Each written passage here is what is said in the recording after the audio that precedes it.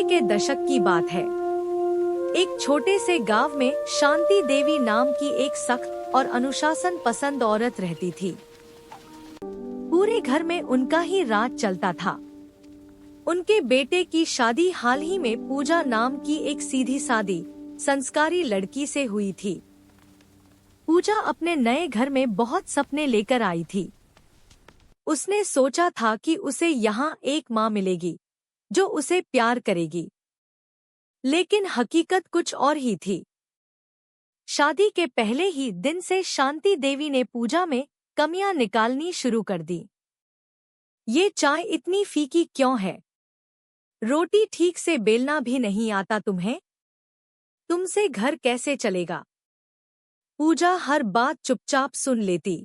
शहर में काम करता था, इसलिए वह घर पर अकेली ही सब कुछ सह रही थी। एक दिन सर्दियों की कड़ाके की ठंड थी। रात का समय था। अचानक शांति देवी की तबीयत बहुत खराब हो गई।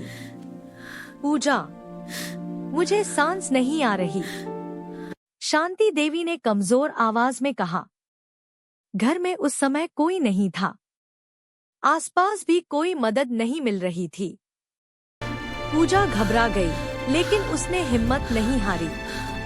उसने तुरंत एक कंबल उठाया, शांति देवी को उसमें लपेटा और अपने कंधे पर सहारा देकर घर से बाहर निकल पड़ी।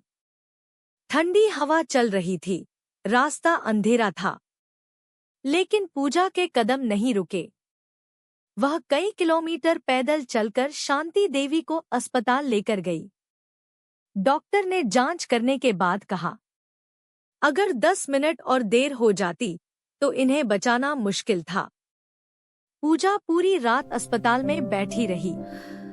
उसने एक पल के लिए भी अपनी सास का हाथ नहीं छोड़ा।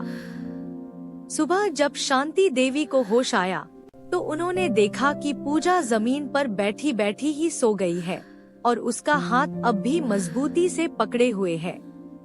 उस पल शांति देवी की आंखों में आंसू आ गए। उन्हें अपनी सारी गलती समझ में आ गई।